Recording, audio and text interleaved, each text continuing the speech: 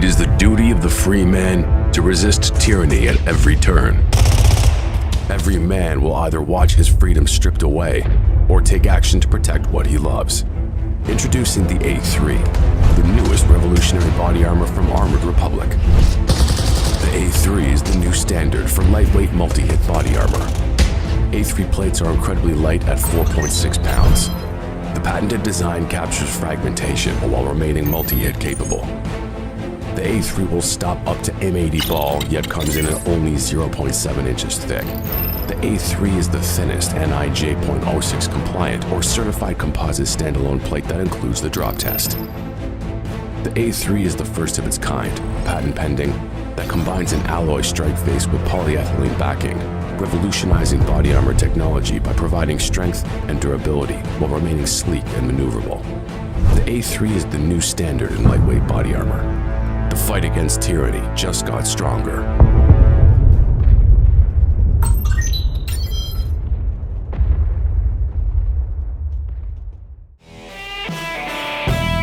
Hey y'all, welcome to CrossPolitic's on the Fight Laugh Feast Network. File this show under Conservatives Know How to Lose. What? Again. And again. We build big cities like Dallas, Texas, and then we hand them over to liberals. We build states like Colorado. But enough about Ted Cruz. And we hand them over to liberals. But enough about Ted Cruz. We build Boise, Idaho, and we hand them over to liberals. Tell Ted Cruz to watch this show. But we are on a mission to make magazines great again, and we will not hand our magazine over to the liberals. MAGA. Oh, boy. It's one of those shows. Oh, great. So subscribe to our Fight Laugh Feast magazine so Gabe will stop saying things like that. This is a quarterly mini book-like experience. If you haven't seen one of these yet, they are pretty slick. They're pretty quality. They're like thick, they're kind of heavy, they're glossy. Yeah. You know, I like them. It's pretty sweet. Packed full of a variety of authors, including theologically driven cultural commentary, a psalm of the quarter, recipes for feasting, laughter sprinkled throughout the glossy pages. It doesn't just make you like you want to eat it. Right. No, maybe it's just with your it's eyes. food for the soul. You want to eat it with your lunchtime. eyes. The next issue is actually called what is it called? American Marriage Sodomized. Yep, that's correct. Which is and we still haven't had someone order a subscription for David French. I mean, Is Jeff Schaefer writing in that one? I don't know. How do you do this without Jeff? I know. We'll talk about that later. You have to give him kind of a year in advance. Like got to schedule that with him for next decade or something like that. Yeah. But make sure you sign up your church, your grumpy uncle. You need to sign up Senator Ted Cruz. At this point. Charlie Kirk. Yeah. We'll get there. Donald Trump. The Pope. Donald Trump. I don't know who else. I mean, Carrie Lake. Pretty much everybody.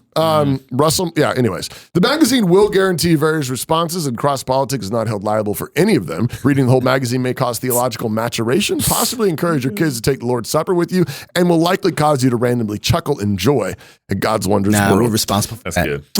In addition to all of the above, if you're a Platinum Club member, you get the magazine subscription for free already. So if you could become a Platinum member and just get that thrown in there, and we would love you forever for your support. So sign up today. 4 issues, just $60 a year. Again, unless you're a Platinum Club member, that is it. Go to fightlaughfeast.com right now and sign up today. Are your notifications off?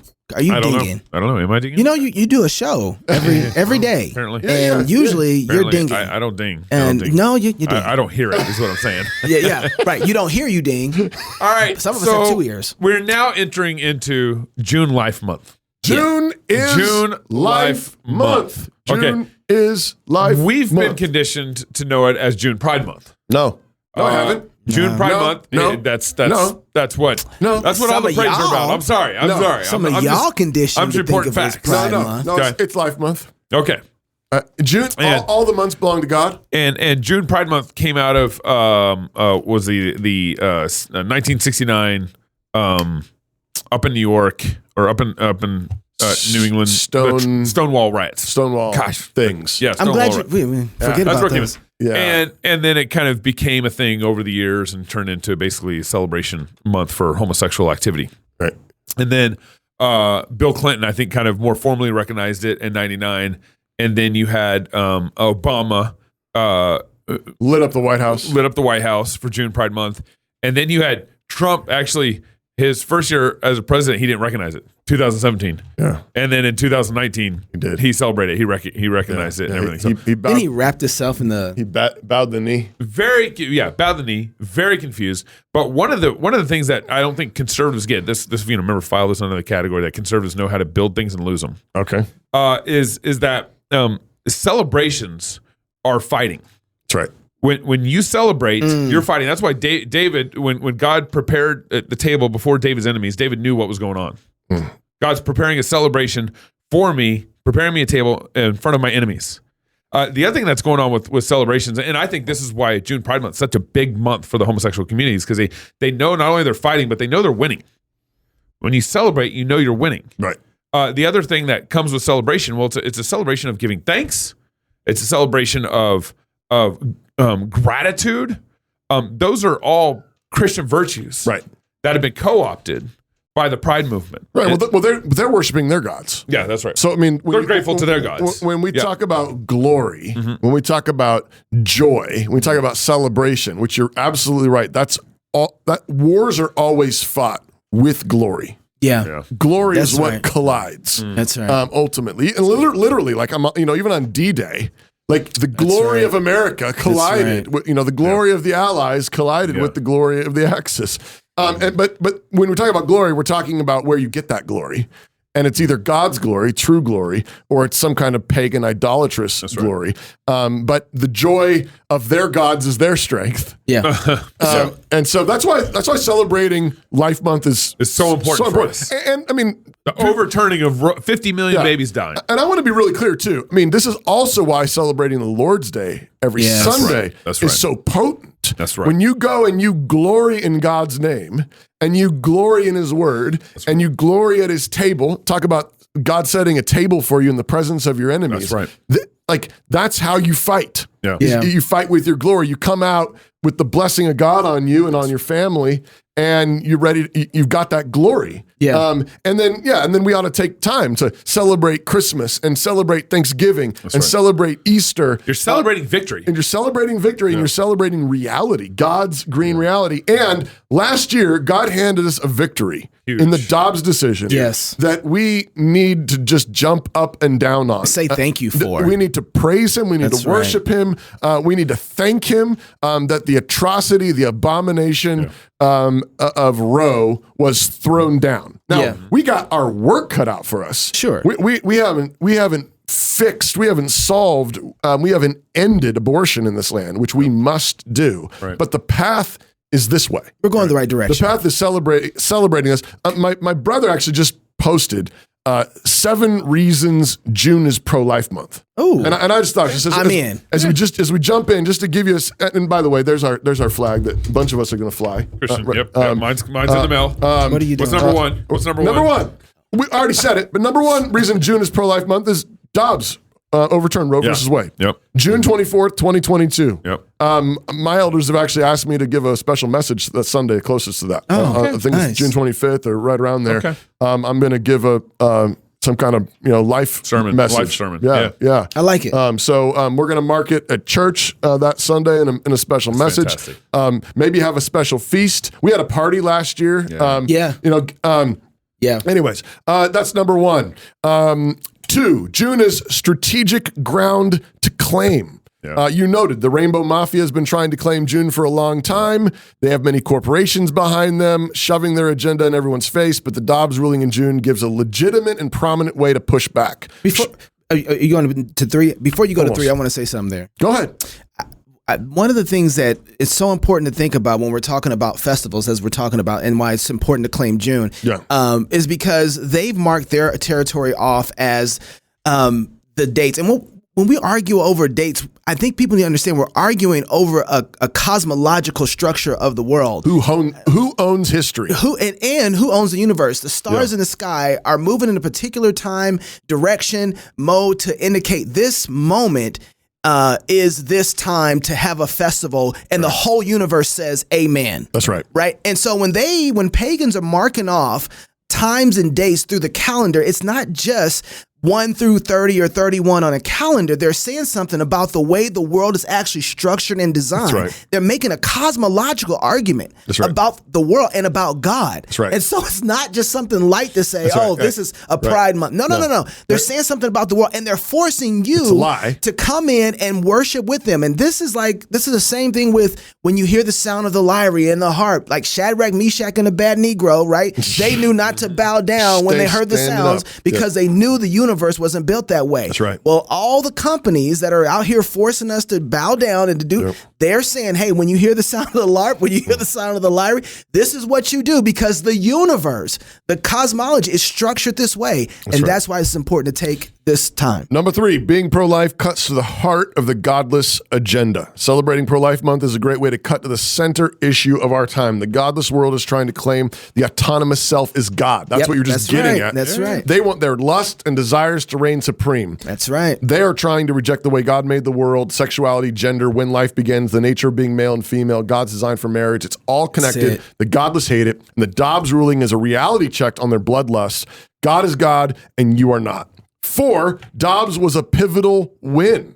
It was a historic and pivotal win that we should celebrate and promote. It's the first major touchdown for the pro-life side in many decades on a national level. Yeah. We must recognize it's not the final victory, but a celebration is appropriate for this work because the momentum is on our side. 5, we win by what we celebrate. This is what we were just saying as well. The secularists know that we win by what we celebrate, right? Yeah. They know that. Mm-hmm. If we want more victories like Dobbs, then we need to step up our celebrations. We need to tell God, we will worship you even more. We will praise you even more. And here's proof of it. You gave us this relatively little victory. Yeah. And we want to show him that we're good for it. Right. Remember in Deuteronomy that the people were judged for the lack of gratitude. Right. I gave you all these good things and you didn't say thank you. You didn't praise me for the abundance of things that I gave you. And Christians that are being stingy about this being like, well, it didn't end abortion. That's what got us in trouble. That's not what got us in trouble. We win by what we celebrate. 6, pursuit. Pursue the enemy. In a battle, the concept of pursuit is just as important as the initial win. After David killed Goliath, Israel still had to pursue the Philistines. We haven't even cut off the head of the giant yet, but I think maybe we hit him with the stone. I don't know. And rejoicing is pursuing. That's right. And 7, June has a history. I like actually this one. He says, my brother says, June has been the month that frequently is used. God has designed marriage. Sorry, can't read a sentence. June has been the month to celebrate what God designed marriage to be, one man and one woman. June is often when marriages occur. It's not the only month, of course, but something, if you marry in June, you get through spring and then you have your wedding in June. I don't know. It's like you're a bride all your life or something like that. Is it just 7? Can I add an 8th one? Yeah. It's also when Uganda signed the anti-homosexuality bill. Oh. How about that?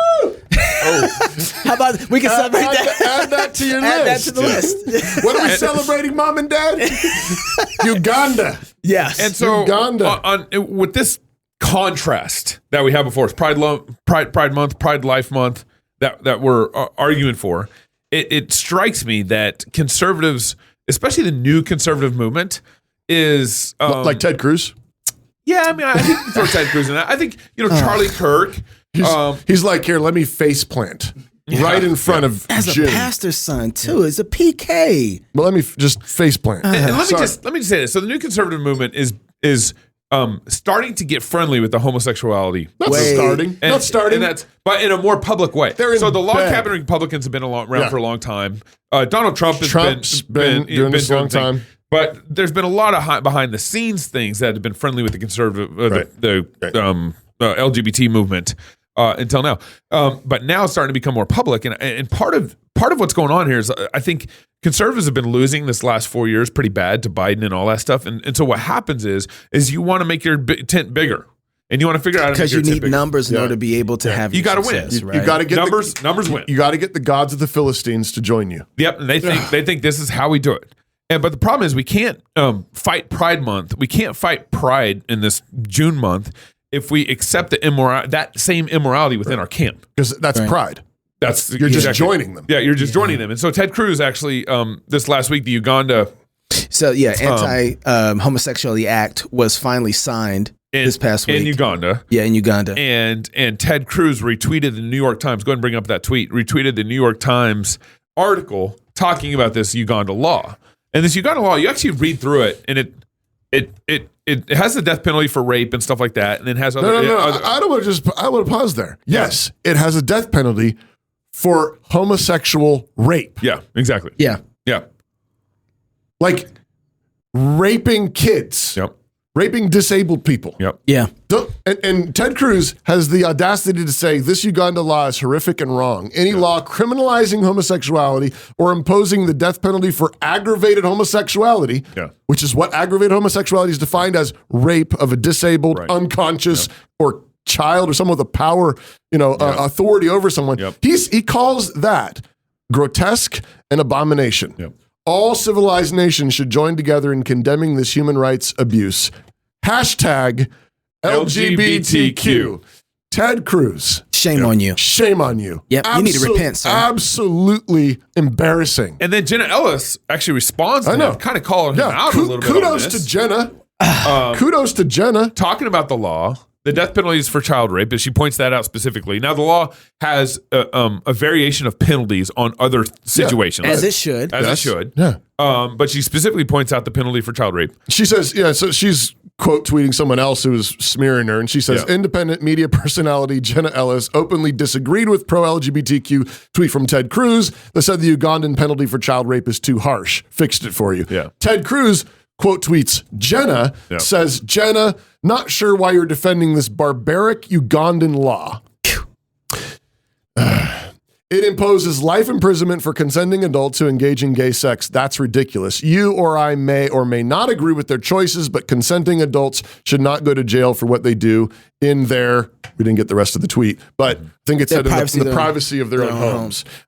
But were you going to say something else before you? I'm trying to hold back. No, don't hold back, because this is ridiculous. It's not just Ted Cruz, though. I think lots of Christians, we don't have a Christian biblical ethic about sexuality, period. We don't understand the potency of it and what it is and what it does and why it's important. It is a founding part of humanity. And it's not, people are thinking about this. It's a lot of Christians, because I posted this, I said on Twitter, I said, is this biblical or unbiblical? Because I know I'm a theonomist. You know where I stand on this, right? Yeah. This is something that's worthy of the death penalty, right? Yeah. All the way up to. So, but most people said, well, this is Old Testament law. Well, this is a sexual thing. This is a sin. This isn't necessarily crime. No.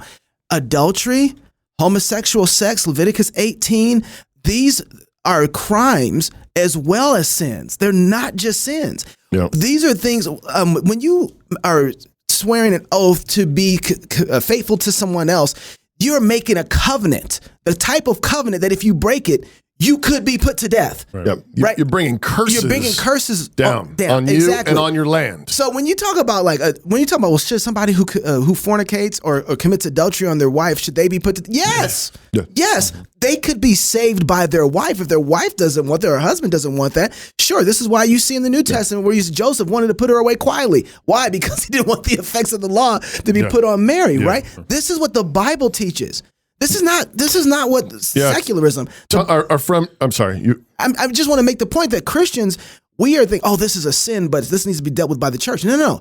The government has a responsibility as well to deal with sexual immorality when it comes out. That's why you look at Leviticus 18. What should happen to someone who has sex with the animal? Death penalty. Because it's not about the animal. What it's telling you is that this is a type of person that is going to damage and destroy the blessing of God. Well, the blessing of God, but society in itself. It's not just. It actually has an effect on you. Their sin is going to come down and have an effect all the way to your insides of your own home. And this is why it's important what we do with our members sexually. Right. Yeah.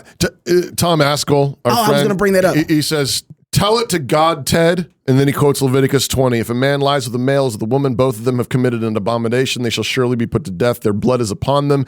And he asks, was this law God gave to his old covenant people, quote, horrific and wrong? I love that theonomic argument from Tom. I quote tweeted him, said, Ted, was God's law in the Old Testament ridiculous? Because he calls it ridiculous. I said, why were there sodomy laws on American law codes for hundreds of years? Right.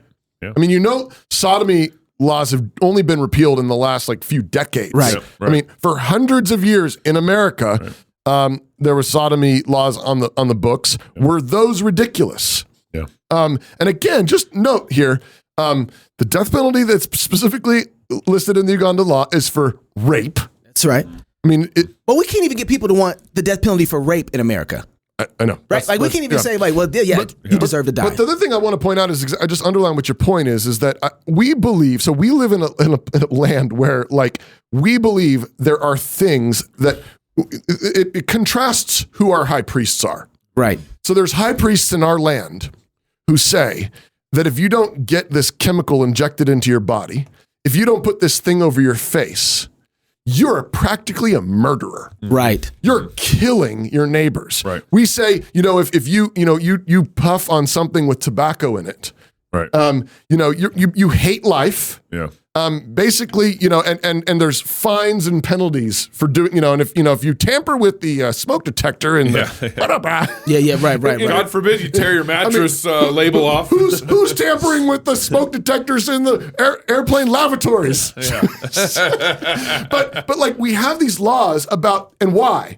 We're told that what you're doing is infecting everyone else. Yeah. Right. There's this thing called secondhand smoke. There's this thing called, and we pollution. Yeah. Right. Pollution. You're running your car, Gabe? Yeah. I warm it up in the morning. You hateful person, right? And we make laws, we penalize, and we threaten people and their lives, their livelihood, their property for these things because these high priests, these humanistic high priests told us that what you're doing in the privacy of your own property and home is infecting everyone else. Well, we understand the notion of abominations. Yeah, we do. An abomination, they're inescapable. Biblically speaking, are acts that contaminate a land. They defile a land. That's right. And we call it pollution. Yeah. We do this with health all the time. Global warming. But when God says, look, what you're doing in the privacy of your home is polluting the land. Yeah.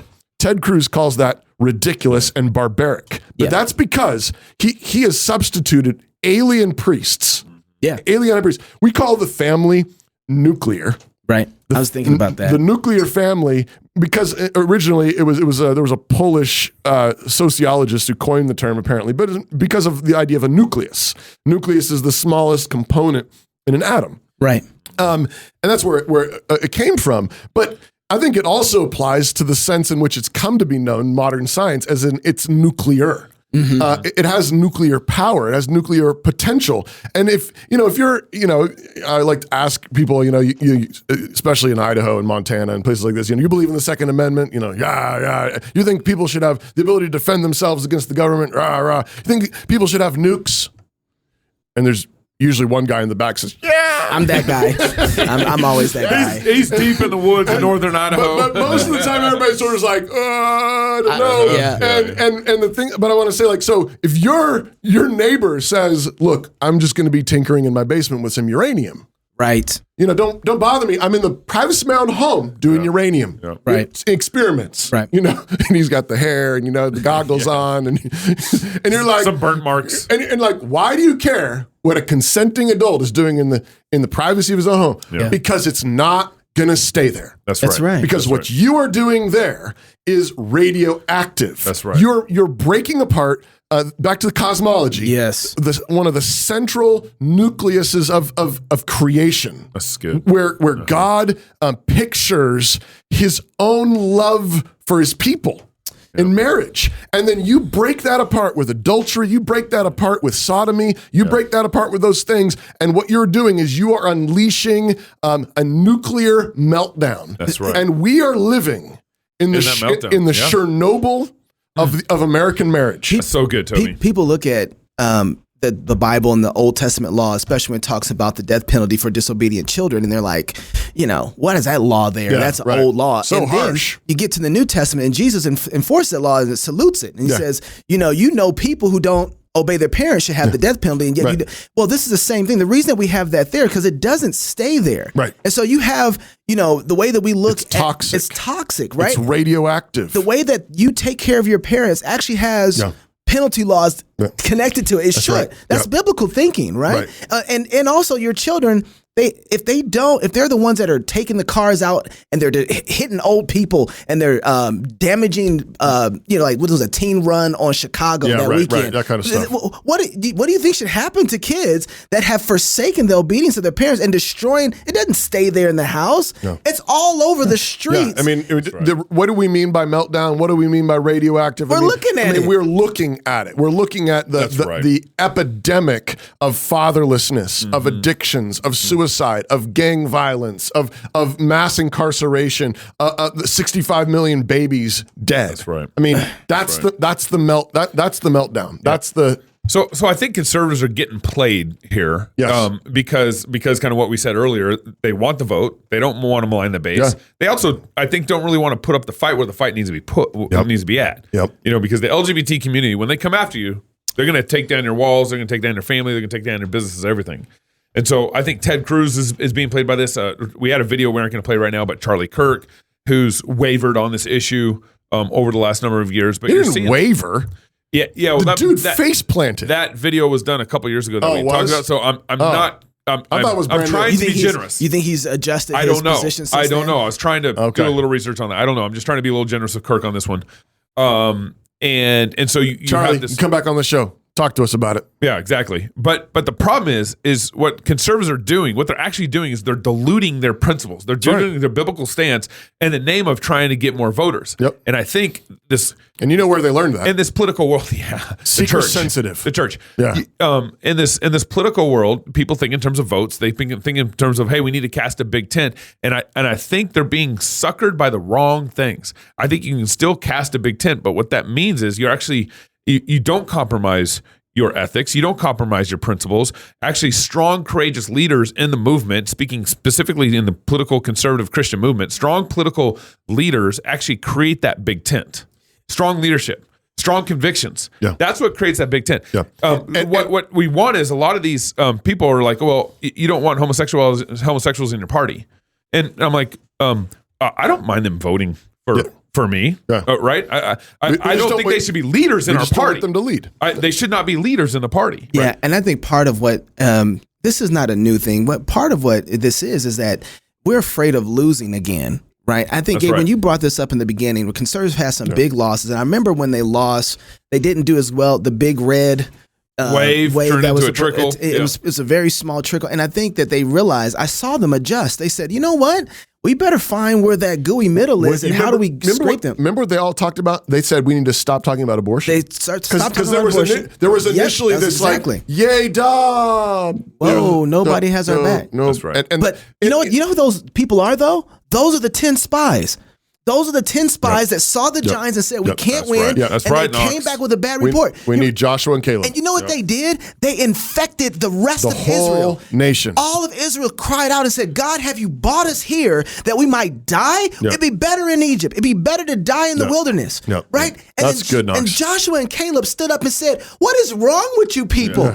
God is for us. He brought us here. Their protection. We have June Life Month. The protection of Canaan, it's gone because Egypt was crushed. And then he said, God has given them to us as bread. Yes. That's right. Now, what does that remind you of? They have been fed all throughout the wilderness with bread and manna. Magic and bread. God has given them heavenly to bread. us to eat. It's ours. Their protections are gone, but because they were afraid and fearful, they were not able to enter into the promised land. And the big in the so-called big tent that you get is weak and impotent. Diluted. And diluted. And the thing is why do so many conservatives not care to even go out and vote?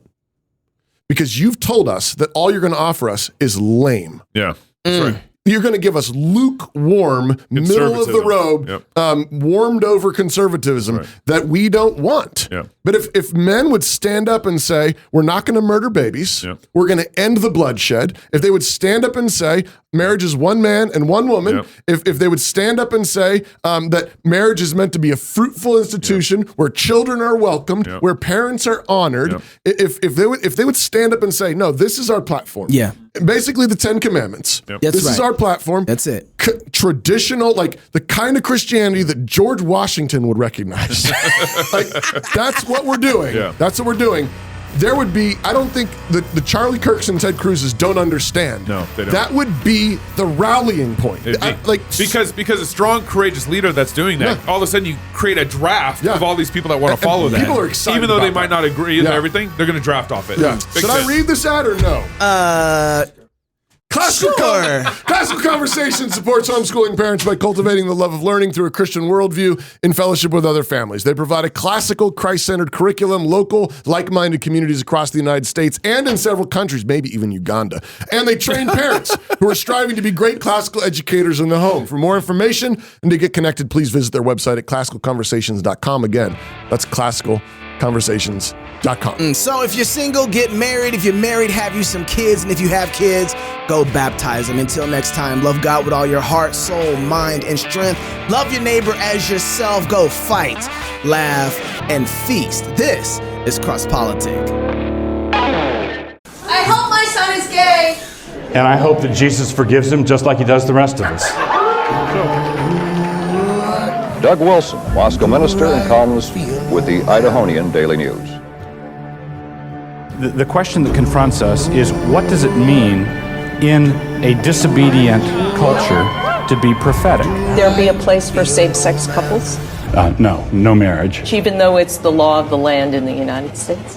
Just like Roe used to be. We want to turn the world upside down, and you don't turn the world upside down by being nice. I believe that we are in this polytheistic, pluralistic moment, and the desperate need of the hour is for our Christian leadership to say, Jesus is Lord and there is no other. Fear no man.